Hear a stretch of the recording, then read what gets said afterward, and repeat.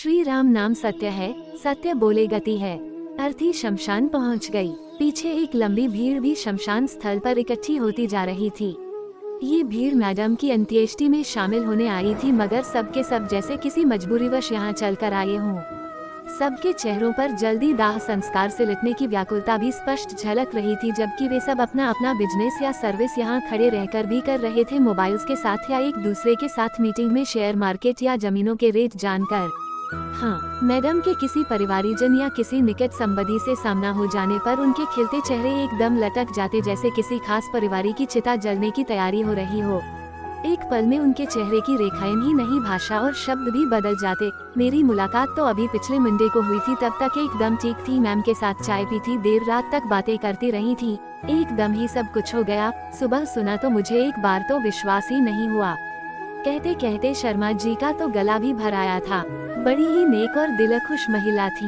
अंत में भरे गले से बस इतना ही बोले, यही शर्मा जी थे। जब पिछले हफ्ते मैडम ने इनकी छुट्टी मंजूर नहीं की थी तो ऑफिस से बाहर आकर बड़े तैश में कह रहे थे, साली बड़ी जिद्दी है, जम की जात, लंबे समय तक इस कुर्सी पर तू ही नहीं रहेगी, एक न एक दिन तो जाएगी ही।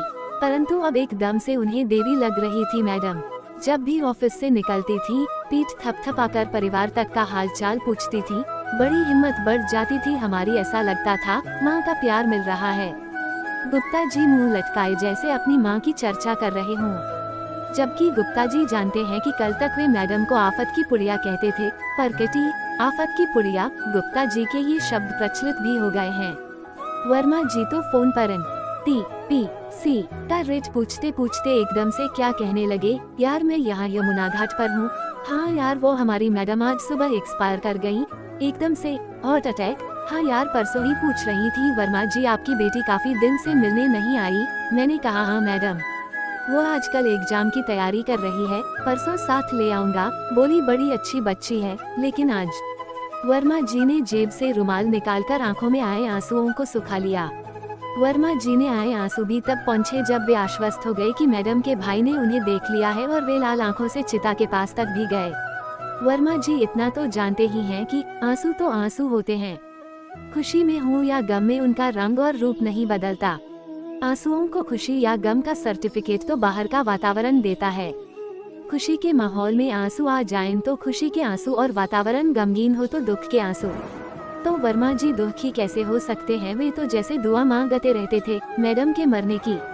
परसों भी तो कह रहे थे, जब तक ये बुढ़ी नहीं मरेगी मेरी बेटी शादी को राजी नहीं होगी। हरामखोर रांड ने न जाने क्या उल्टी सीधी पट्टी पड़ा दी है उसे। खुद तो बुढ़ी हो गई, ब्याह नहीं किया, लड़कियों को और बिगाड़ रही है, ऊपर से कहती है बेटी को मिलवाना, न जाने कब मरेगी निकम्मी।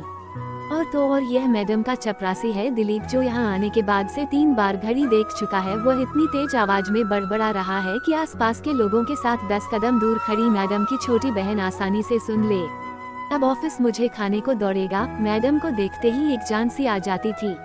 यही दिलीप जो पिछले महीने मैडम को 1 हफ्ते तक बीमार रहने पर बड़ा खुश रहा था, ये जानकर कि आज भी मैडम नहीं आएंगी, बड़ा खुश होकर गुप्ता जी से कहता था, आज भी उस रांड का चेहरा देखने को नहीं मिलेगा, समझ लो आज का दिन भी अच्छा गुजरेगा। और जनेऊ को कान में लपेटता हुआ हाथ की कन्नी उंगली उठाकर आगे बढ़ जाता, फिर घंटों में वापस आता था। चिता की लपटें तेज होने लगी, एक दूसरे को आंखों से इशारा करते हुए बगले झांकते एक एक कर लोग शमशान स्थल के गेट से ऐसे बाहर निकलने लगे मानो खुद की चिता को धोखा देकर बाहर निकल आए हों। बढ़ती लपटों के साथ साथ भीड़ कम होती गई। चिता से धुएं के रूप में उठती जलते शरीर की दुर्गंध हवा के साथ उस ब्रेंच पर भी पहुंचने लगी जहां मैडम के गांव से आए गणेशी और रामप्रकाश बैठे थे। सब ठाठ धरा रह जाएगा जब लाद चलेगा बंजारा, इंसान भी पानी के बबूले की तरह है, न जाने कब फूट जाए।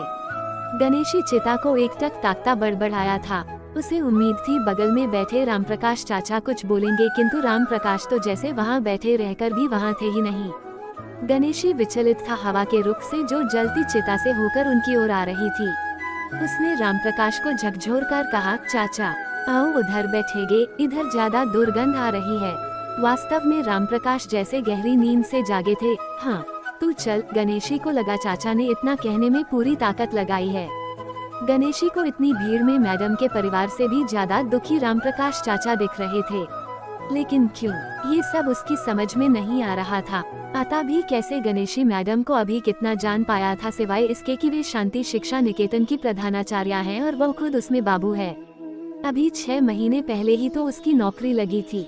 गणेशी तो शायद इतना भी नहीं जान पाता कि उसकी प्रिंसिपल उसके गांव अमापुर की है। अगर पिछले महीने स्वा रमेश काका का बड़ा बेटा दीपक स्कूल में न आया होता, उसी ने बताया था कि दीदी यहाँ की प्रिंसिपल हैं।